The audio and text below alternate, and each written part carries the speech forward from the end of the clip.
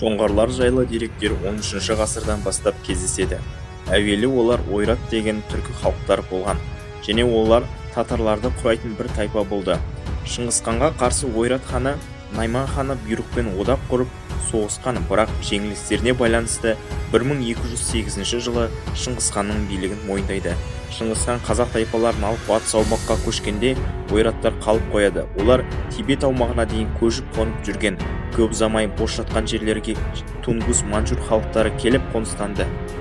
Ойраттар жаңа жоңғар халқы пайда болды.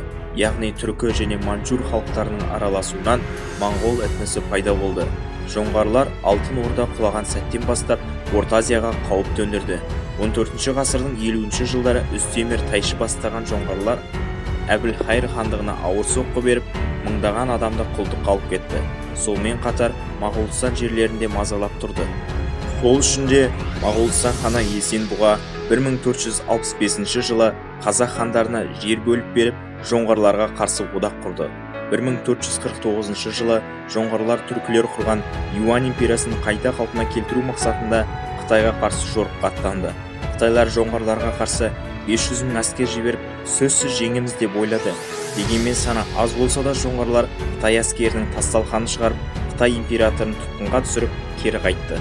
Қытайлардан император үшін көп алым салық аламыз деп ойлағанда, Қытайлар орнына басқа император сайлап алды.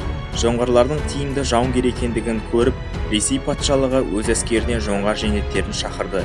Ресейге көшіп барған жоңғарлар Қалмақ хандығын құрды.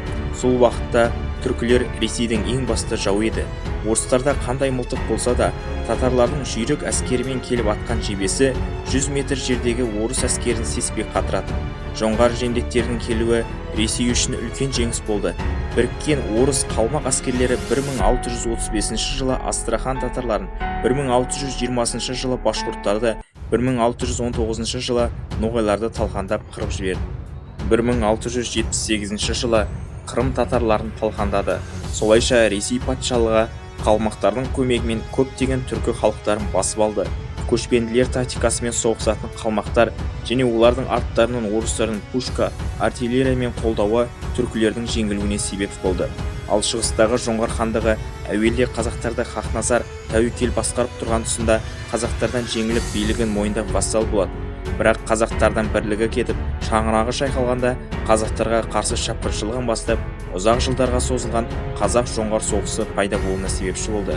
Қазақтар шешуші соғыстарда жоңғарларға ауыр соққы беріп, әбден әлсіретті. Сол тұста жоңғар қонтайшысы қайтыс болып, билікке талас болған сәтті пайдаланып, Цинь империясы 500 мың әскермен басып кіріп, жоңғарларды талқандап, жер бетінен жоңғар мемлекетін жойып жіберді.